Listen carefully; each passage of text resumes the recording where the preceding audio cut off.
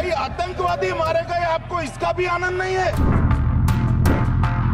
आपको तो एक बहाना चाहिए। देश की जनता के लिए आपके हृदय में कुछ नहीं रहा। अब आपकी आंख कौन से चश्मे से देख रही है मुझे मालूम नहीं। आप कितने भी ऑपरेशन कर डालें, आप इस सच्चाई के पीछे छुप नहीं सकते। भाई आप आतंकवादियों का धर्म देखकर दुखी मत होइए। सर हम बोलेंगे कि आपने घर में घुस के मारा तो आप बोलेंगे देश प्रेमी। हम पूछेंगे कि आतंकवादी कहां से आए तो आप बोलेंगे देशद्रोही। ऐसा नहीं होता। सुनना पड़ेगा भाई, ऐसे नहीं चलेगा। पाकिस्तान से आपकी बात होती है क्या? पाकिस्तान को बचाकर आपको क्या मिलेगा? सुनने की क्षमता जब नहीं है तो आप उस कुर्सी पे बैठने के लायक नहीं हो। थोड़ा धैर्य रखे भैया, अभी तो शुरू हुआ। ताली तो बजा दो जोर से। संसद में ऑपरेशन सिंदूर पर चर्चा का आज दूसरा दिन था। 29 जुलाई को दूसरा दिन। कल आधी रात तक हुई चर्चा का असर आज सुबह से दिख रहा था। आरोप लगे, तंज कसे गए और हुआ जम के हंगामा। अमित शाह के भाषण के बीच अखिलेश ने क्या कहा कि शोर मचा। गृह मंत्री को क्यों कहना पड़ा कि रक्षा मंत्री थोड़ा अचकचा गए थे। कराची पर कब्जे वाली बात कहकर अखिलेश ने किस पर तंज कसा और प्रियंका गांधी ने पीएम मोदी और गृह मंत्री से किसके आंसुओं का हिसाब मांग लिया। हर हाईलाइट आपके सामने रखेंगे। नमस्ते, मैं सिद्धांत और आप देख रहे हैं संसद में आज।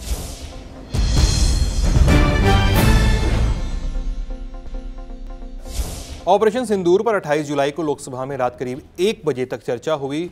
दूसरे दिन उसी चर्चा को फिर से आगे बढ़ाया गया। सुबह 11 बजे कार्यवाही शुरू हुई तो सबसे पहले दिव्या देशमुख को चेस विमेंस वर्ल्ड कप जीतने के लिए सदन की ओर से बधाई दी गई।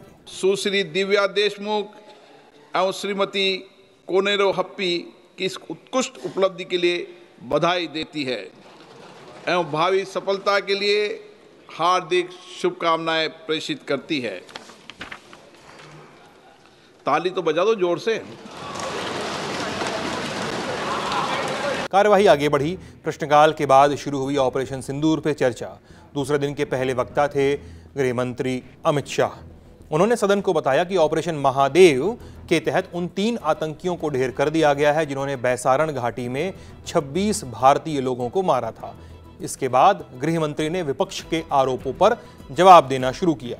जिन्होंने बैसारण घाटी में हमारे प्रवासियों को, नागरिकों को मारा था, ये तीनों आतंकवादी ये थे और तीनों मारे गए।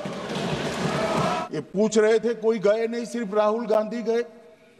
अब आपकी आंख कौन से चश्मे से देख रही है मुझे मालूम नहीं। माननीय अध्यक्ष जी, 1 बजे हमला हुआ, मैं 5:30 बजे श्रीनगर में उतर चुका था। अरे सुनो सुनो, मैं बताता हूँ ना 22 में, सुनो ना प्लीज।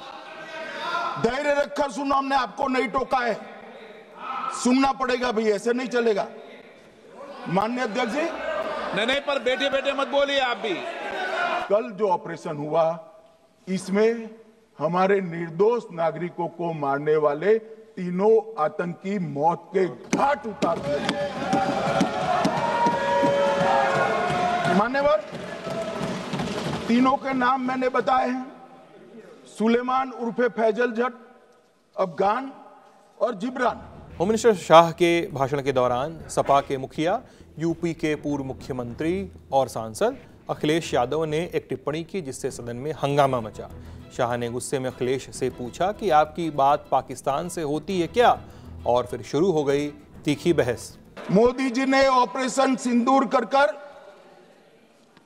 आतंकवादियों को, जिन्होंने आतंकवादियों को भेजा था, उनके आकाओं को जमीन में मिलाने का काम किया था। सेना और सीआरपीएफ ने वो आतंकवादियों को भी समाप्त कर दिया। और मान्यवर,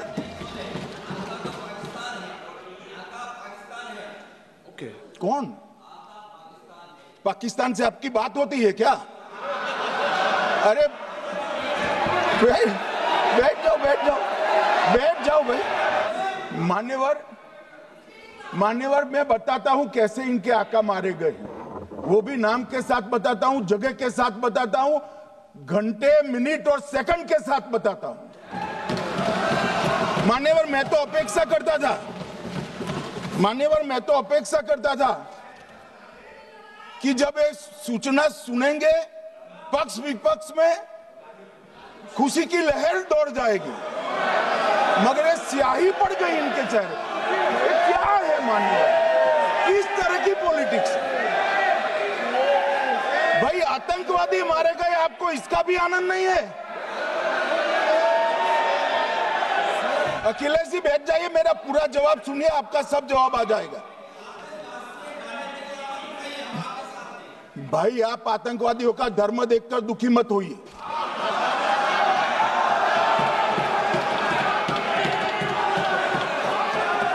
अखिलेश बैठ जाइए यार।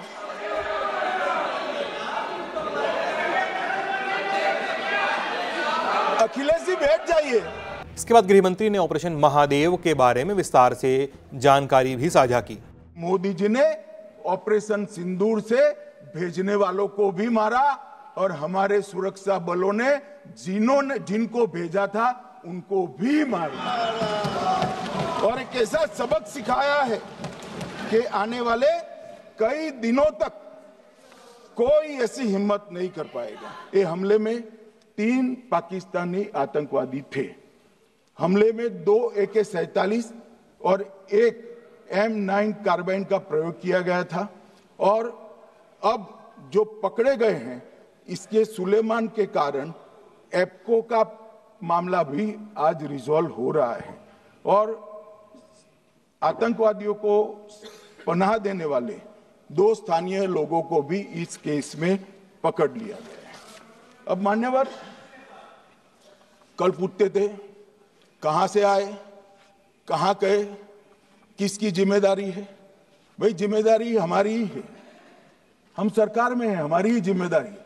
मगर मैं पूछता हूं जब आप सरकार में थे तब क्या क्या हुआ था, इसकी जिम्मेदारी किसकी थी और क्यों निर्वहन नहीं किया, वो भी बाद में पूछूंगा।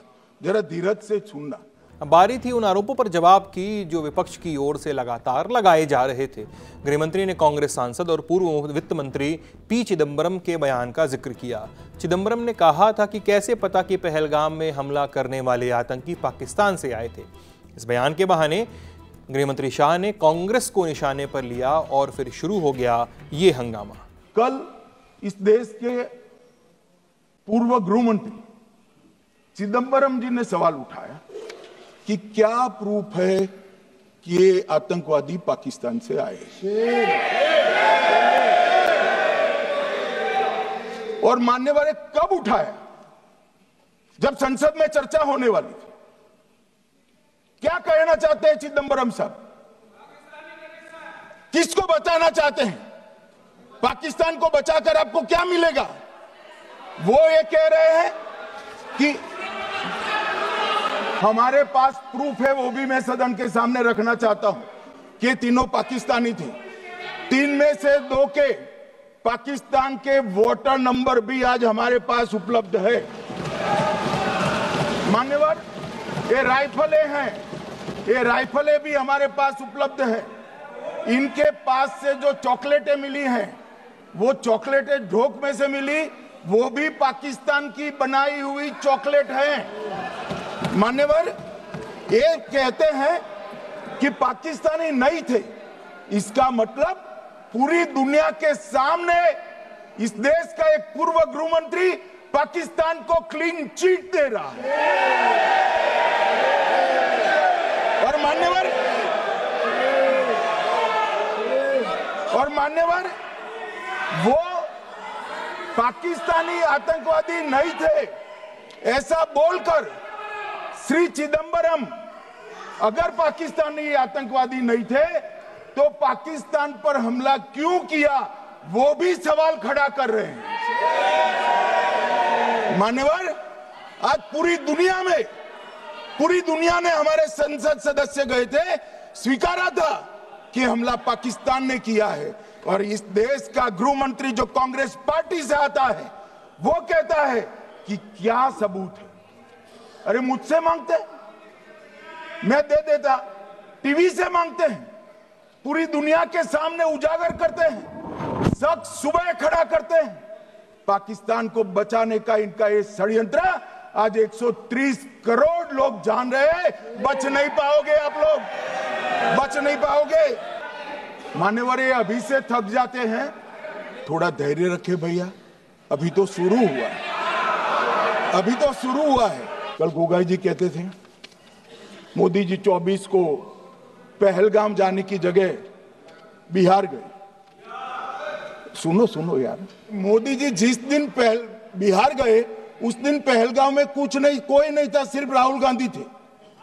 सारे लोग चले गए थे, सारे लोग वहां से अपने अपने ठिकाने पर चले गए थे। ये चुनावी भाषण नहीं है, आतंकवाद के खिलाफ लड़ने का 140 करोड़ भारतीयों का प्रतिघोष है जो मोदी जी ने वहां दिया। इनको चुनावी भाषण दिखाई पड़ता है। जैसे चश्मे होते हैं ऐसी ही दृष्टि होती है। सर्जिकल स्ट्राइक और एयर स्ट्राइक में हमने पाक ऑक्यूपाई कश्मीर में ही हमला किया, एक प्रकार से भारत के हिस्से पर ही हमला किया। पाक ऑक्यूपाई कश्मीर हमारा ही है, तो हमने तो हमारे हिस्से में हमला किया। मगर इस बार 100 किलोमीटर अंदर घुसकर पाकिस्तान की भूमि पर आतंकवादियों को तबाह करने का काम। और मान्यवर ये पूछते थे मुझे कल कि पहलगाम के दोषी कहां गए, वो पहलगाम के दोषी कहां गए। ये जो मैंने, अरे सुनो ना यार, ये जो 10 मैंने नाम पढ़े हैं इसमें से 8 ये चिदम्बरम एंड कंपनी के समय में आतंकवादी घटना घटाने वाले लोगों को नरेंद्र मोदी जी ने मारा। ये हमें पूछते हैं कहां गए। अरे भाई, आपके समय में जो छुप गए थे उनको चुन चुन कर हमारी सेना ने समाप्त कर दिया है। और ये 10 नहीं, कल राजनाथ जी घबराते घबराते बोले हैं, अब ऑथेंटिक शब्द का है मैं बढ़ा नहीं सकता, मगर कम से कम 100 लोगों को हमारी सेना ने समाप्त, 100 से अधिक लोगों को हमारी सेना ने समाप्त करने का काम। मान्यवर, और इस पर भी गर्व नहीं कर सकते आप, इस पर भी गर्व नहीं कर सकते। ऐसा नहीं हो सकता है मनमोहन सिंह के समय की तरह कि वो आकर मारेंगे और हम चुपचाप बैठे रहेंगे और जाकर चर्चा करेंगे। नरेंद्र मोदी सरकार, ऐसा नहीं हो सकता। डोजियर भेजते रहे। मान्यवर, उरी में हमला हुआ, हमने सर्जिकल स्ट्राइक किया। पहलगाम में हमला हुआ, एयर स्ट्राइक करा। और अरे पुलवामा में हुआ, एयर स्ट्राइक करा। और पहलगाम में हमला किया, 100 किलोमीटर अंदर जाकर 9 अड्डों और 100 से ज्यादा आतंकवादियों को समाप्त। सीज फायर को लेकर उठ रहे सवालों पर भी गृहमंत्री ने सफाई दी। फिर जिक्र उठा जवाहरलाल नेहरू का और शुरू हुई ये नारेबाजी।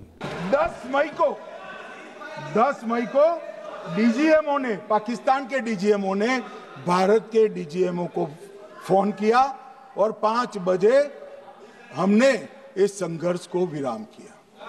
अब मान्यवर,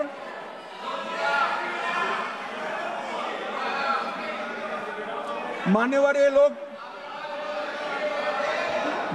लोग कल सवाल उठा रहे थे कि इतनी अच्छी पोजीशन में थे, आपने युद्ध क्यों नहीं किया। युद्ध के कई परिणाम होते हैं मान्यवर, करना न करना वो सोचकर करना पड़ता है। मगर मैं इसी देश के इतिहास से कुछ घटनाएं बताना चाहता हूं। 1948 में मान्यवर, कश्मीर में हमारी सेनाएं निर्णायक बढ़त पर थी। सरदार पटेल ना बोलते रहे, जवाहरलाल नेहरू जी ने एक तरफा युद्ध विराम कर दिया। और मान्यवर, मैं बड़ी जिम्मेदारी के साथ कहता हूं, मैं इतिहास का विद्यार्थी हूं। पाक ऑक्यूपाई कश्मीर का अगर अस्तित्व है तो जवाहरलाल नेहरू जी की ये युद्ध विराम के कारण है। इसका जिम्मेदार जवाहरलाल नेहरू है। शिमला में समझौता हुआ, पाक ऑक्यूपाई कश्मीर मांगना ही भूल गए। अगर उस वक्त पाक ऑक्यूपाई कश्मीर मांग लेते, न रहेगा बांस, न बजती बांसुरी। ये कैंप तोड़ने की जरूरत न पड़ती साहब आपको, हमको। मान्यवर, इतना ही नहीं, पाक ऑक्यूपाई कश्मीर तो नहीं लिया, मांगना ही भूल गए। 15,000 वर्ग किलोमीटर की जीती हुई भूमि भी वापस दे दी। और ये हमें सिखा रहे, ये नहीं किया, वो नहीं किया, फलाना नहीं किया, ठिकाना नहीं किया। अरे भाई, आप तो पाकिस्तान को क्लीन चिट दे रहे हो। कि पाकिस्तान ने हमला ही नहीं किया है? क्या अधिकार है आपको पूछने का? कोई अधिकार नहीं है। साहब देखिए क्या होता है। मैंने कहा पाकिस्तान को क्लीन चिट दे रहे हो, तो कनी मोदी जी कह रही है कि नहीं, हम नहीं दे रहे हैं।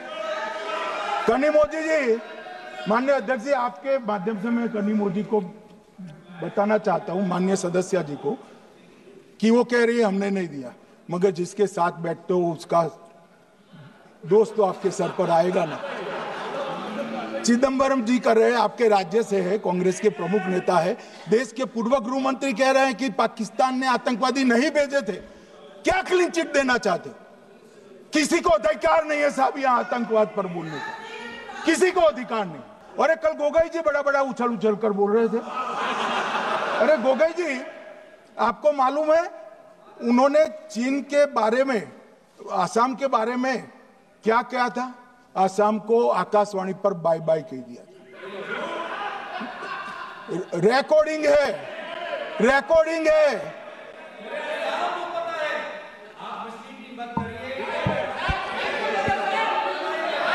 मान्यवर, मैं भी सहमत हूं, पूरे आसाम को पता है। मान्यवर,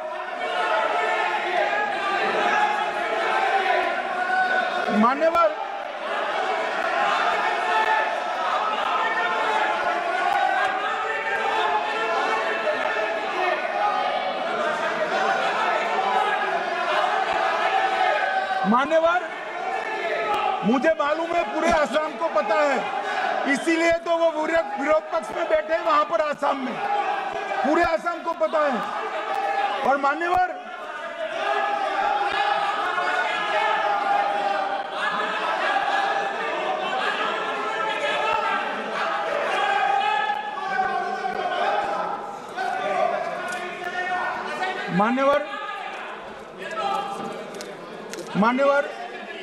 जोर से बोलने से सत्य को छिपाया नहीं जा सकता। हमारे सेना के जवान चीन की सेना के सामने आंख में आंख डालकर बैठे थे। वो चीन के राजदूत के साथ राहुल गांधी मीटिंग कर रहे थे। ये मान्यवर ऐसा नहीं है। जवाहरलाल नेहरू, सोनिया गांधी, राहुल गांधी, तीन पीढ़ी तक के चीन का प्रेम उतरता जा रहा है। क्या किया आपने? जवाब दीजिए, क्या किया? और मैं राहुल गांधी जी को चैलेंज देना चाहता हूं, इन्होंने इस आतंकवादी हमलों के खिलाफ उनकी सरकार ने जो कदम उठाए, यहां खड़े रहकर हिम्मत से बताए देश की जनता को। कुछ नहीं किया मान्यवर। ये यहां से आतंकवादियों की फोटो पाकिस्तान भेजते रहे, डोजियर भेजते रहे। और मैं सलमान खुर्शीद जी को भी याद करना चाहता हूं। एक बार मैंने बड़े सवेरे में नाश्ता करता था, टीवी पर उनको रोते हुए देखा। मुझे लगा क्या हुआ, कोई बड़ी घटना हो गई। तो रोते रोते वो श्रीमती सोनिया गांधी के घर से बाहर आ गए कि बाटला हाउस की घटना देखकर सोनिया जी फूट कर रो पड़ी। अरे रोना था तो शहीद मोहन शर्मा के लिए रोते, बाटला हाउस के आतंकवादियों के लिए रोना आता है। और मान्यवर हमें पूछते हैं कि आपने क्या किया? कोई अधिकार नहीं है पूछने का, कोई अधिकार नहीं है मान्यवर। गृहमंत्री ने कांग्रेस की पूर्व अध्यक्ष और अभी राज्यसभा सांसद सोनिया गांधी का नाम लिया। एक टिप्पणी की विरोध में तमाम कांग्रेस सांसद कुर्सी से उठ खड़े हुए कि ये जो बेसरन के गुनहगार है वो पाकिस्तान भाग गए। तो बड़े आवाज से पूछते थे, भाग गए, गृह मंत्री क्या करता है, जिम्मेदारी ले। हमारी तो सेना ने ठोक दिया, सीआरपीएफ ने ठोक दिया। मन अब मेरा तो जवाब बनना ना देता है, ना वो मांगना बनता है। साहब इसको बिठाओ जरा। ये लोग मुद्दा उठाना चाहते हैं तो जरूर उठाए। मैं आज सुबह ही सलमान खुर्शीद जी का वो इंटरव्यू मेरे मोबाइल में रिजर्व कर आया हूं। आप जब भी कहोगे ये पूरे टीवी पर बताने के लिए मैं तैयार हूं। सेव कर आया हूं। इनकी इच्छा है तो कल एक समय तय करिए यहां बता दीजिए चारों टीवी में, और देश की जनता भी देख लो। अब जो मारा जाता है उसको वही दफना दिया जाता है। किसी भी आतंकवादी को उसका महिमा मंडन करने के लिए जनाजे की इजाजत नरेंद्र मोदी के शासन में नहीं। और ये कहते हैं कि एक भी घुसपैठ नहीं होती है। कभी गए हो आप पाकिस्तान? तो कई बार गए हो गया, सीमा पर गए हो? पाकिस्तान तो कई बार गए हो, फिर से बोलता हूं, सीमा पर गए हो? सीमा के माध्यम से पाकिस्तान गए हो? हमारे जवानों की कठिनाई देखो साहब, -43 डिग्री में पहाड़ पर रहकर नदी नालों के बीच में चौकी करते हैं।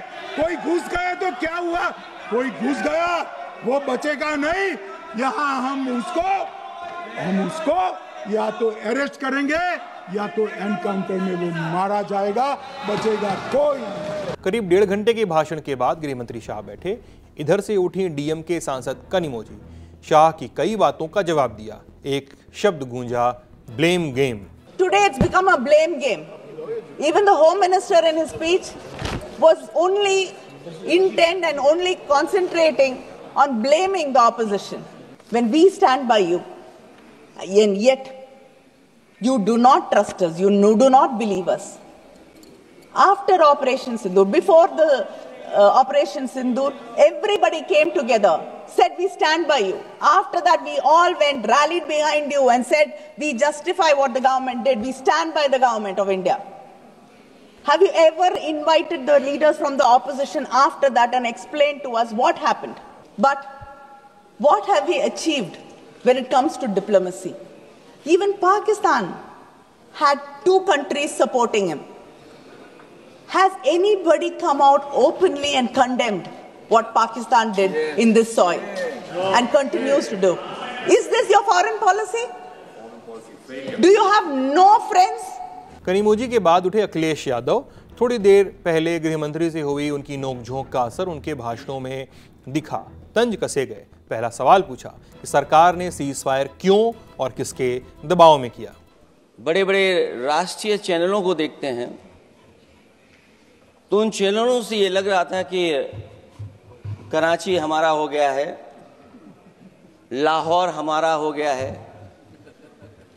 किसी चैनल ने किसी को ये भी बताया कि हमने उनको पकड़ भी लिया है। जो कमेंट्री, जो विजुअल्स थे, वो ऐसा लग रहा था कि अध्यक्ष महोदय अब पीओके हमारा हो जाएगा। हालांकि सरकार के इंजनों को मैं टकराता हुआ देखता हूं। हो सकता है ये मेरा भ्रम हो, लेकिन पीओके के मामले में सभी इंजन हमें एक दिखाई देते हैं। और जहां पीओके पे पहुंचने तक की बात थी, कुछ लोग तो पीओके पर ये कह रहे थे कि हमारा कब्जा हो जाएगा, 6 महीने का केवल हमें मौका मिल जाए।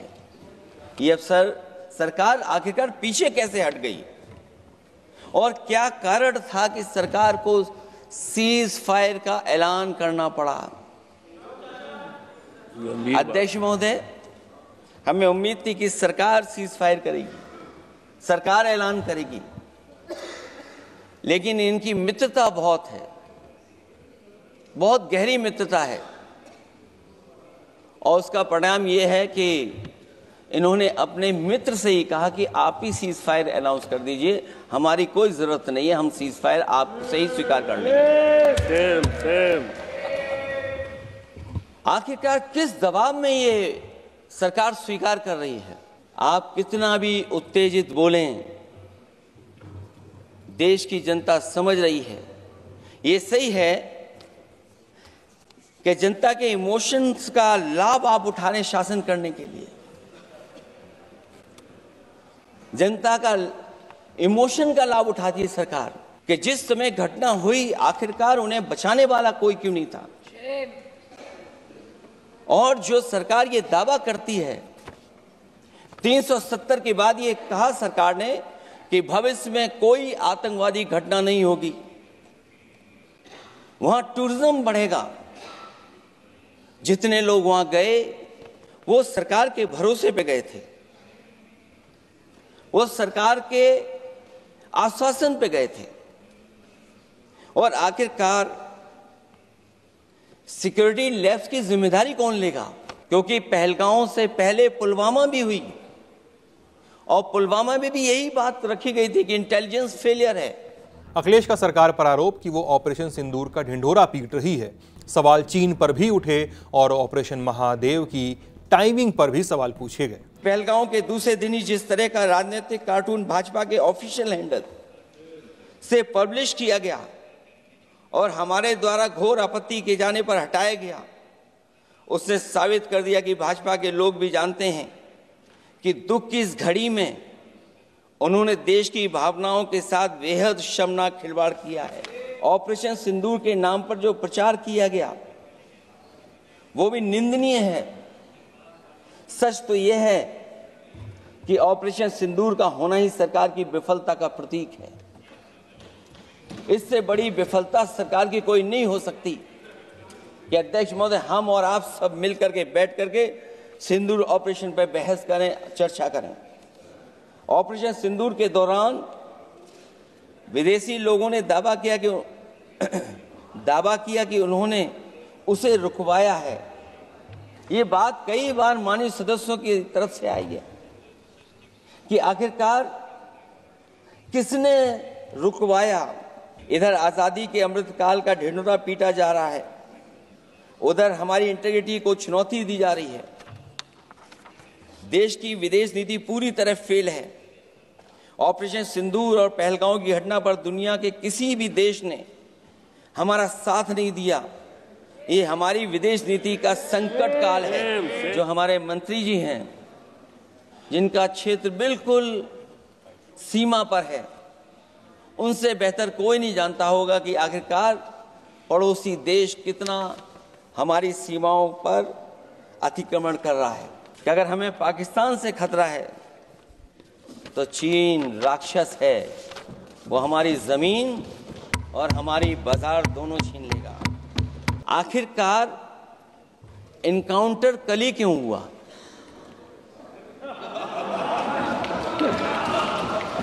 और अध्यक्ष महोदय, फिर वही बात मैं दोहराऊं जिसकी वजह से पहलगांव हुआ, जिसकी वजह से पुलवामा हुआ। अगर ये इतना ही टेक्नोलॉजी और इन सब चीजों को समझते हैं और जानते हैं, इतना ही टेक्नोलॉजी और इन चीजों को सब समझते हैं, तो आखिरकार अध्यक्ष महोदय पुलवामा में जो गाड़ी में RDX आया, वो गाड़ी आज तक क्यों नहीं पकड़ी गई? अगर डेलीगेशन भेजना ही था आपको तो पॉलिटिकल पार्टीज तय करती हैं, आप नहीं तय कर सकते। ये राजनीति कौन कर रहा है? और फिर अध्यक्ष महोदय, राजनीति करने वाले वो लोग जो अपने चुनावी भाषण में कह रहे थे कि POK हम 6 महीने में ले लेंगे, हम अक्साई चीन ले लेंगे। इसीलिए मैंने सवाल पूछा अध्यक्ष महोदय सरकार से कि जिस समय सरकार में भारतीय जनता पार्टी आई, उस समय भारत का क्षेत्रफल क्या था और भारत का क्षेत्रफल आज क्या है? क्या 5 फिंगर्स, पेंगोंग लेक, गलवान घाटी, रजांगला, उसका जवाब किसके पास है? सरकार के पास है क्या कि नहीं है? जिन एयरक्राफ्टों को नींबू और मिर्च लगाकर के पूजा की गई थी, वो एयरक्राफ्ट कितने उड़े थे? हमें अपनी पूरी एयरफोर्स पे गर्व है। इतने बेहतरीन पायलट किसी के पास नहीं है जितने बेहतरीन पायलट हमारे पास हैं। क्या सीज फायर किसके दबाव में किया है? और सीज फायर क्यों किया जब हमारी फौज POK को भी ले लेती और पाकिस्तान के भी?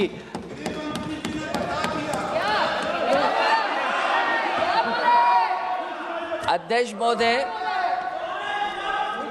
सीज फायर आपके मंत्री जी ने नहीं किया। सीज फायर आपके मंत्री जी की तरफ से नहीं आया, क्योंकि हमारे मंत्री जी वो सोशल मीडिया को देखते नहीं हैं। सबसे पहले सोशल मीडिया पे बात आई थी, आपको 1 घंटे बाद किसी ने पढ़ के बताया होगा।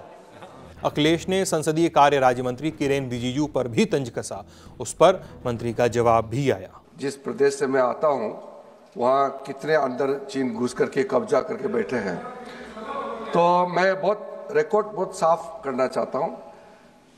1962 में जब चीन आक्रमण हुआ 10 अक्टूबर को, मेरे गांव से होते हुए 1 महीने 10 दिन असम के मिसामारी तक पहुंचे चीन के आर्मी, फिर वहां 21 नवंबर को सीज फायर करके वो पूरे के पूरे वापस विड्रॉ करके चले गए। जो जगह चीन ऑक्युपाई करके रखा है असाफिला साइट में लोंजू, वो 1959 में जब हमारा वहाँ असम राइफल का कैंप था 1959 में कैप्चर किया, और उसके अतिरिक्त थोड़ा सा और एक्स्ट्रा जो लिया वो 1962 में कंप्लीट विड्रॉल नहीं। उसके बाद 1962 के बाद वहाँ मैकमोहन लाइन जमीनी पे रेखा नहीं, इसको LAC कहा जाता है, line of actual control. 1 inch, कई सरकार आए हैं 1962 के बाद अरुणाचल प्रदेश में 1 इंच चाइना ने एक्स्ट्रा ना अंदर घुसा है ना जमीन लिया है। इसके बाद उठी कांग्रेस सांसद प्रियंका गांधी वाड्रा, सवालों के घेरे में प्रधानमंत्री नरेंद्र मोदी, गृह मंत्री अमित शाह और पूरी सरकार। ये अलग बात है कि सत्ता पक्ष के लोग सब मेरे बोलने से पहले ही भाग गए। आइए, आपको देख के मैं खुश थी कि आप वापस आ गए। 22 अप्रैल 2025 को जब 26 देशवासियों को अपने परिवार के सदस्यों के सामने खुलेआम मारा गया, तो ये हमला कैसे हुआ, क्यों हुआ? शुभम की पत्नी ने कहा, कोट, मैंने अपनी दुनिया को खत्म होते हुए देखा, अपनी आंखों के सामने एक सिक्योरिटी गार्ड नहीं था। मैं ये कह सकती हूं कि देश ने, सरकार ने हमें वहां पे अनाथ छोड़ दिया था। सिक्योरिटी क्यों नहीं थी वहां पे एक सैनिक क्यों नहीं दिखा? क्या सरकार को मालूम नहीं था कि यहां रोज 1000 से 1500 पर्यटक जाते हैं? क्या सरकार को मालूम नहीं था कि यहाँ के को पहुंचने के लिए जंगल के रास्ते से जाना पड़ता है? अगर कुछ हो जाएगा तो लोग वहां से निकल नहीं पाएंगे। एक चिकित्सा का इंतजाम नहीं था, फर्स्ट एड का इंतजाम नहीं था, कोई इंतजाम नहीं था, ना सुरक्षा का ना फर्स्ट एड का। इन लोगों को भगवान भरोसे छोड़ दिया गया। ये लोग वहां पे इस सरकार के भरोसे गए और इस सरकार ने उन्हें भगवान भरोसे छोड़ दिया। इस देश के नागरिकों की सुरक्षा की जिम्मेदारी किसकी है? क्या इस देश के प्रधानमंत्री की नहीं है? क्या इस देश के गृह मंत्री की नहीं है? क्या इस देश के रक्षा मंत्री की नहीं है? क्या NSA की नहीं है? गृह मंत्री महोदय ने जब यूपीए सरकार के समय के आतंकवादी हमले गिने तो लगभग 25 गिनवाए थे अभी अपने भाषण में। इस गुट ने कश्मीर में 25 हमले 2020 और 2025 के अंदर TRF को आतंकवादी संगठन का दर्जा कब दिया? 2020 में दिया, 2021 में दिया, 2022 में दिया, 2023 में दिया। 3 साल बाद, 3 सालों के लिए ये आतंकवादी गतिविधियां कर रहे हैं और आप इनको आतंकवादी संगठन तब कहते हैं 2023 में? गृह मंत्री जी के कार्य क्षेत्र में आता है इंटेलिजेंस ब्यूरो। क्या गृह मंत्री जी ने इस्तीफा दिया? इस्तीफा छोड़िए, जिम्मेदारी ली। साहब देखिए, इतिहास की बात आप करिए, मैं वर्तमान की बात करना चाहती हूँ।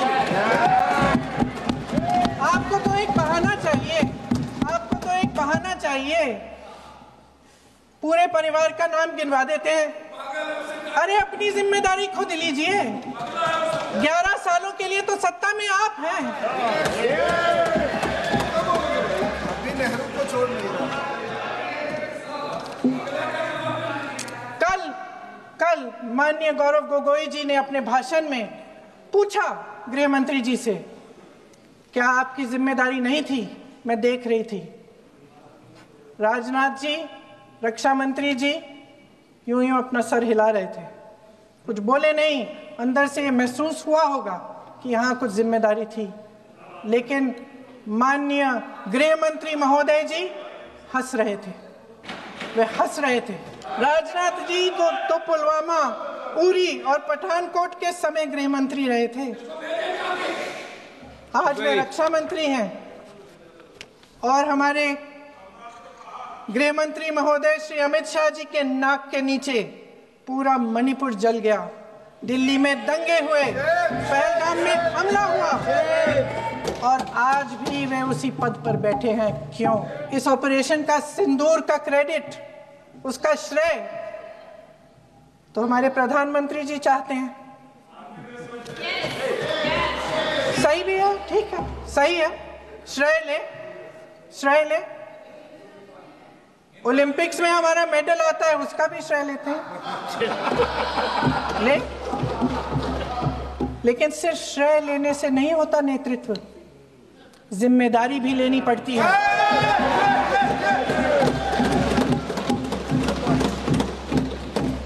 देश के इतिहास में ये पहली बार हुआ, देश के इतिहास में ये पहली बार हुआ कि जंग होते होते ही रुक गई, रुक गई है जी। और इस रुकावट का ऐलान हमारी सरकार, हमारी सेना नहीं करती, अमेरिका के प्रेसिडेंट करते हैं, अमेरिका के राष्ट्रपति करते हैं। ये हमारे प्रधानमंत्री महोदय की गैर जिम्मेदारी का सबसे बड़ा प्रतीक है। प्रियंका गांधी ने गृह मंत्री के भाषण के उस हिस्से पर सवाल उठाए जिसमें उन्होंने सोनिया गांधी के आंसुओं का जिक्र किया था। एक टिप्पणी की थी, प्रियंका के भाषण के दौरान एक समय ऐसा भी आया जब सत्ता पक्ष की ओर से टोका टाकी पर वो नाराज भी हुई। हमारे गृह मंत्री जी ने इतिहास में चले गए, नेहरू ने क्या किया, इंदिरा गांधी ने क्या किया, यहां तक कि मेरी मां के आंसुओं तक चले गए, लेकिन इस सवाल का जवाब नहीं दिया कि ये सीज फायर हुआ क्यों, ये जंग रुका क्यों, और तब क्यों रुका जब दुश्मन के पास कोई चारा नहीं था हमारी श्रेय में आने के बजाय। क्यों रुका ये जंग, इसका जवाब नहीं दिया। धन्यवाद, आप देंगे? मेरी माँ की आंसू की बात किए, मैं इसका जवाब देना चाहती हूँ। मेरी माँ के आंसू तब गिरे जब उनके पति को आतंकवादियों ने शहीद किया, जब वे मात्र 44 साल की थी।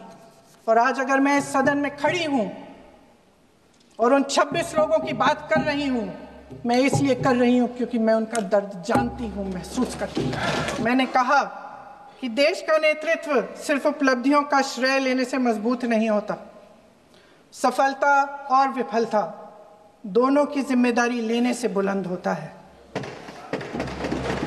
ये सोने का ताज नहीं है, कांटों का ताज है। अध्यक्ष महोदय, जब सरकार झूठी और कायर हो तो वे बहादुर से बहादुर सेना के साहस और पराक्रम को भी कमजोर कर देती है। सब पब्लिसिटी है। देश की जनता के लिए आपके हृदय में कुछ नहीं रहा।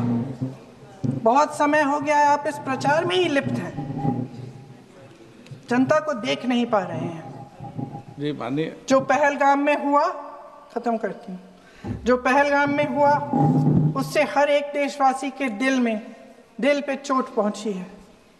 हिमांशी नारवाल की गुहार ने हम सबको शर्मिंदा किया है। इसीलिए मैं आज यहाँ खड़े हुए एक आखिरी बात करना चाहती हूँ।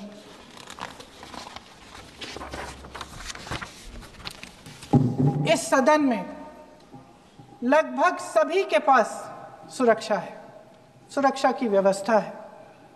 हम जहां भी जाते हैं हमारे साथ सुरक्षा कर्मी आते हैं।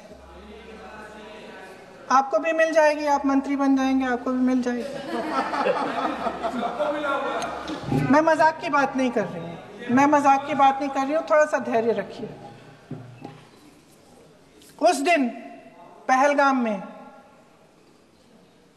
26 परिवार उजड़ गए। 26 लोगों को अपने परिवार के सदस्य के सामने मारा गया। 26 बेटे, पति, पिता गुजर गए। उनमें से 25 भारतीय थे। भारतीय थे।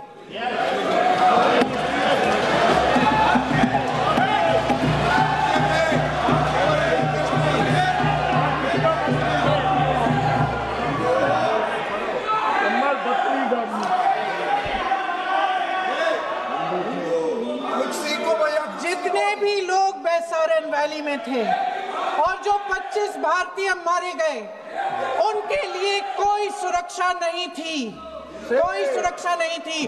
आप कितनी भी ऑपरेशन कर डालें, आप इस सच्चाई के पीछे छुप नहीं सकते, इसे नकार नहीं सकते। आपने उनको सुरक्षित नहीं किया। कोई शर्म नहीं है, कोई शर्म नहीं है, कोई शर्म नहीं है और ना कभी होगी। सुन लीजिए, सुबह भी मैं शिव मंत्र बोल के आई हूं। बैक टू बैक विपक्षी सांसदों के बाद अब बारी थी सत्ता पक्ष के बोलने की। शिवसेना के सांसद श्रीकांत शिंदे बोलने के लिए उठे। उस आरोप का जवाब दिया जिसको लेकर विपक्ष मोदी सरकार पर निशाने साध रहा था। दुनिया को इस नए भारत का यशगान सुनाया है हमने। दुश्मन के घर में घुसकर आतंकवादियों को मार गिराया है हमने। धर्म पूछकर बहनों का सिंदूर मिटाया था तुमने, उसी सिंदूर को बारूद बनाया है हमने। हर देशवासी के दिल में देशभक्ति की ज्वाला जलती है। हर देशवासी के दिल में देशभक्ति की ज्वाला जलती है। यहाँ योमिका और सोफिया जैसी भारत की बेटियां लड़ती है। पहलगाम का बदला लेकर दुनिया को ये बता दिया भारत पर हमला करने की कीमत कितनी भारी पड़ती है। आज आप ही पूछ रहे हो कि पीओके कब लोगे। अरे पीओके देने का काम तो आपने किया, ये पाप आपने किया। लेकिन आपको बता दूं, जिस तरीके से 370 हटाने का काम किया, राम मंदिर बनाने का काम किया, वक्फ का निर्णय लेने का काम किया, पीओके भी जरूर जो है हिंदुस्तान का हिस्सा बनाने का काम भी हमारी ही सरकार में होगा। श्रीकांत शिंदे के बाद तृणमूल कांग्रेस की सांसद सयानी घोष को बात रखने का मौका मिला। बीते सत्रों जैसा ही उनका तेवर इस बार भी दिखा। एक चुटकी सिंदूर की कीमत ये गद्दार पाकिस्तान और ये बुज़दिल आतंकवादी किया जाने पर नरेंद्र मोदी जी ये जानते थे और इसीलिए उन्होंने नाम रखा ऑपरेशन सिंदूर, जिसे सुन के सबकी भावनाएं जाग उठी और प्रधानमंत्री से हमारी उम्मीदें बहुत ज्यादा बढ़ गई। सर, कहानी बहुत अच्छी बनी, पकोड़े बहुत अच्छे बने, लेकिन सरसों की जगह केरोसिन तेल डाल दिया, बस यही हो गया। सर, हम बोलेंगे कि आपने घर में घुस के मारा तो आप बोलेंगे देश प्रेमी। हम पूछेंगे कि आतंकवादी कहां से आए तो आप बोलेंगे देशद्रोही। हम बोलेंगे वाह मोदी जी वाह तो आप बोलेंगे देश प्रेमी। हम बोलेंगे नरेंद्र मोदी जवाब दो तो आप बोलेंगे देशद्रोही। ऐसा नहीं होता सर, ऐसा नहीं होता। आपने ईंट का जवाब ईंट से दिया, देश चाहता था कि आप ईंट का जवाब पत्थर से दें। पहले बोलते हैं कि पीओके हमारा है, लेके छोड़ेंगे। आज बोल रहे हैं डे वन से हम तो नॉन एस्केलेटरी है। वो मारेंगे तो फिर हम मारेंगे, फिर वो मारेंगे, फिर हम मारेंगे। वो 2 मारेंगे, हम 10 मारेंगे। वो 26 मारेंगे, हम 100 मारेंगे। उरी होगा, बालाकोट होगा, पुलवामा होगा, उसके बाद और कोई अटैक होगा, फिर पहलगांव होगा, फिर ऑपरेशन सिंदूर होगा। सिलसिला चलता रहेगा, जान जाती रहेगी। राजनाथ जी कल बोल रहे थे सर के युद्ध उन्हीं के साथ होता है जो आपके बराबर हो। इसमें बराबरी की कोई बात नहीं है। श्री राम और रावण क्या बराबर के थे क्या? नहीं थे ना। धर्म पे अधर्म की बात होती है, न्याय पे अन्याय की बात होती है। ऐसे नहीं होता सर।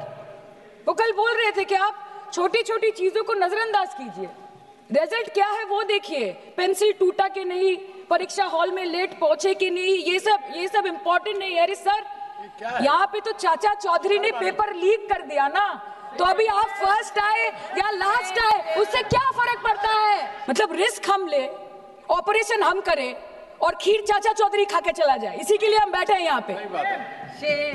सर, इस लड़ाई में शायद आप जीत गए, लेकिन नैरेटिव की लड़ाई में आप हार गए। खबर ऐसे बनाते थे कि आज कलकत्ता में मैं सोने जाऊंगी और कल कराची में नींद खुलेगी मेरी, कि आज लखनऊ में मैं डिनर करूंगी और कल लाहौर में ब्रेकफास्ट। ऐसा नहीं चल सकता सर।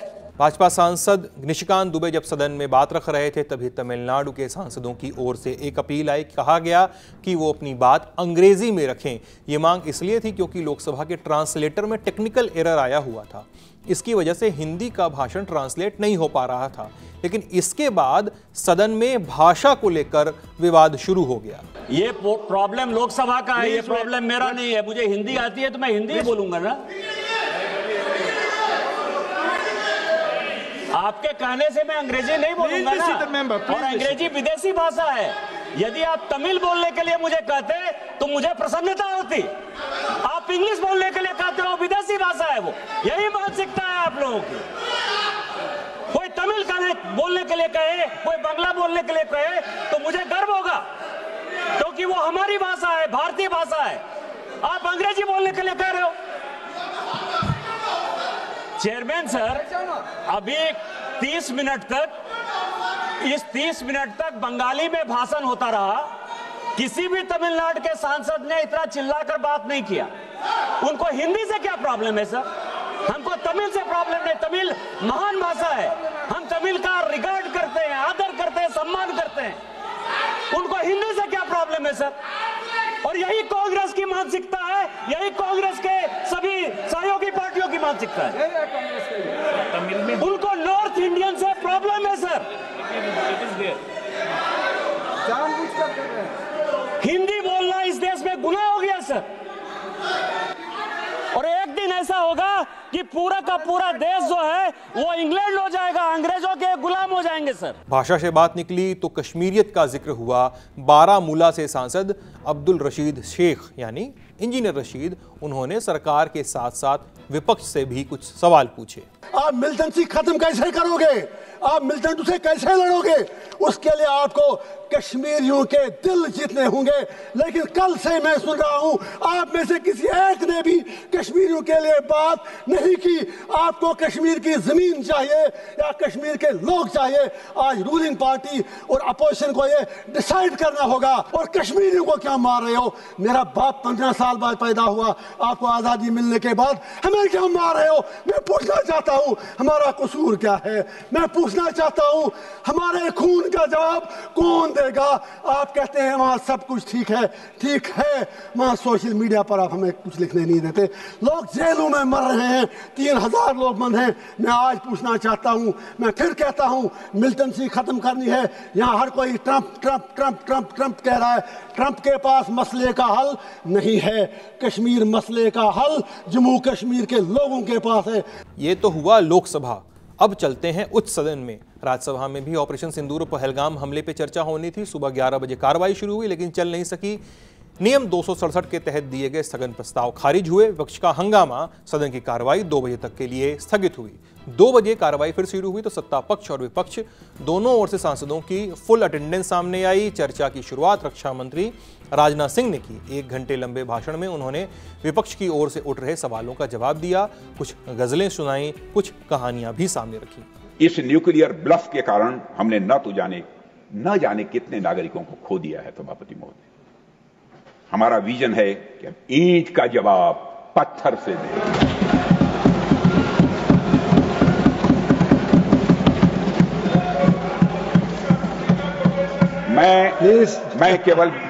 मैं केवल विपक्ष के सम्मानित सदस्यों से ही नहीं बल्कि सभी सम्मानित सदन के सदस्यों से मैं कहना चाहूंगा, आज नागपंचमी है।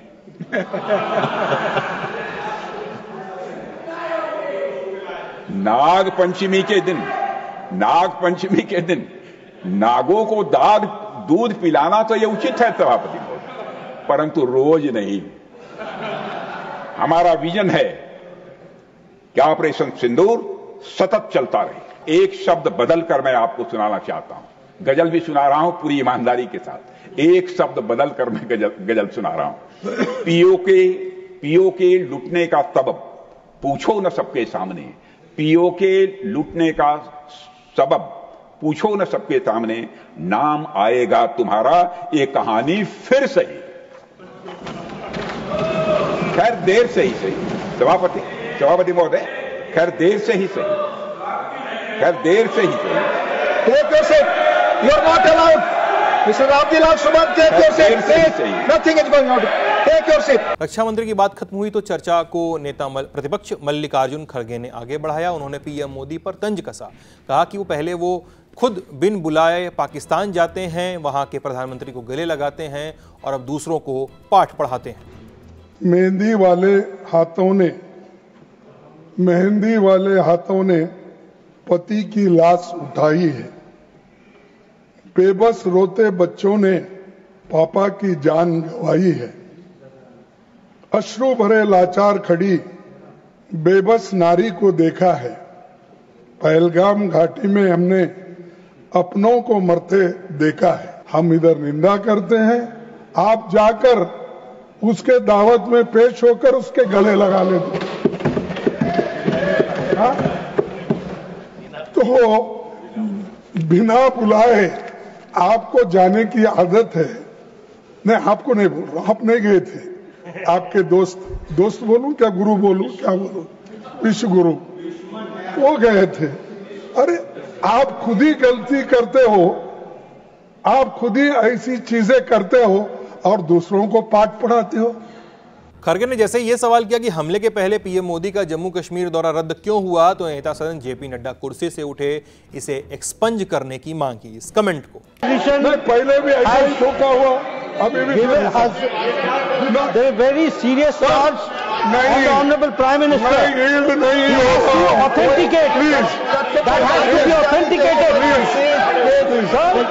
Otherwise this should be expunge. उपसभापति हरिवंश सदन को एक ऑर्डर में लेकर आते हैं। फिर खड़गे ने पहलगाम हमले को इंटेलिजेंस फेल्योर बताते हुए गृह मंत्री से इस्तीफा मांग लिया। पीएम पर निशाना साधा, कहा कि मोदी जी गालियों का हिसाब रखते हैं लेकिन ट्रंप के दावे का कोई हिसाब नहीं देते हैं। आपके मोदी साहब कहां थे, क्यों नहीं थे? और हम वो मीटिंग में आते हैं, तुम चुनाव प्रचार में बिहार में फिरते हो, ये तुम्हारी देशभक्ति है। और ये बातें उनको कहना चाहिए। आज इस सदन में हो या उस सदन में बैठना चाहिए था, सुनना चाहिए था। और सुनने की क्षमता जब नहीं है तो आप उस कुर्सी पे बैठने के लायक नहीं हो। धैर्य होना चाहिए। आपने धैर्य की बात की, वो धैर्य आपका दे दो उनको थोड़ा, कम से कम। सर, कुछ 24 अप्रैल को सरकार ने ऑल पार्टी मीटिंग बुलाई थी। उसमें विपक्ष के सभी लोग शामिल थे, लेकिन मोदी जी नहीं आए। वो सऊदी अरेबिया से चुनावी रैली करने के लिए सीधा बिहार चले गए। सर, मैं गृह मंत्री जी से पूछना चाहता हूं कि इसके लिए कौन जिम्मेदार है? अगर वो जिम्मेदार है तो अपनी कुर्सी खाली करने दो। अगर जिम्मेदार नहीं है तो प्राइम मिनिस्टर क्या एक्शन लेते हैं हम देखेंगे। ये सिक्योरिटी लैब्स है, इसका जिम्मेदारी होम मिनिस्टर लेना चाहिए, नॉट द गलती। और ये उनको छिपाने के लिए, उनकी गलती छुपाने के लिए, क्योंकि सब डरते हैं नंबर 1 और 2 को, जरा नंबर 3 को जरा थोड़ा जोश है, लेकिन 1 और 2 में तो डर जाते हैं सभी लोग। इसीलिए पाप बेचारा उन्होंने लिया ये जिम्मेदारी, उन्होंने लिया जिम्मेदारी। तो हम मेरी गलती है बोले उन्होंने। मोदी जी गालियों तक का हिसाब रखते हैं। मोदी जी गालियों तक का हिसाब रखते हैं। कौन कितने गालियां दिया, किसने दिया, इसका हिसाब रखते हैं। लेकिन भारत के सम्मान के खिलाफ राष्ट्रपति ट्रंप की बात मोदी जी क्यों चुप बैठे हैं, क्यों चुप्पी साधे हैं? सर, फिर एक प्रेस कॉन्फ्रेंस में राष्ट्रपति ट्रंप ने कहा कि 5 जेट्स गिराए गए। कौन से हैं? अगर हम तो आपका उनका ये नहीं बोल रहे। जब ट्रंप बोल रहा है, आपका दोस्त बोल रहा है, उसके प्रचार के लिए जाते हो, उसके चुनाव के लिए जाते हो। इस बार फिर एक बार ट्रंप, फिर एक बार ट्रंप। अरे कोई विदेशी देशों में जाकर किसी प्राइम मिनिस्टर का प्रचार कोई देश करता है? आज तक कोई नहीं किया। हाँ? तो सर, तो वो कहने दो, मैं जज की राय है कौन कहा, हम ये नहीं पूछते उनके इनके, ये कौन से थे, क्या है, ये आप ही को मालूम, आप इसको बता सकते हैं। हम 55 साल से गवर्नमेंट में काम किए, बाहर किए, और पॉलिटिक्स में मैं हूं, और 60 साल मैं पॉलिटिक्स में काम कर रहा हूं। 55 साल से मैं हुकूमत में, यानी एमएलए एमपी कुछ ना कुछ आपके आशीर्वाद से मिला है, लेकिन मेरे को ये सजा देते आप, मैं गद्दार हूं, हमारे लोग गद्दार है, ये शर्म आना चाहिए। अगर ये बात रही तो मैं कहूंगा गद्दार आप लोग हैं, जो ब्रिटिश के साथ गद्दारी, देश के साथ गद्दारी की।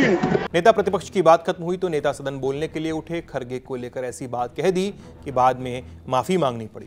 पार्टी से इतने जुड़ गए हैं कि देश का विषय गौण हो जाता है, और इसलिए आपकी तकलीफ में मेंटल बैलेंस खो करके उन शब्दों का प्रयोग और उस तरीके से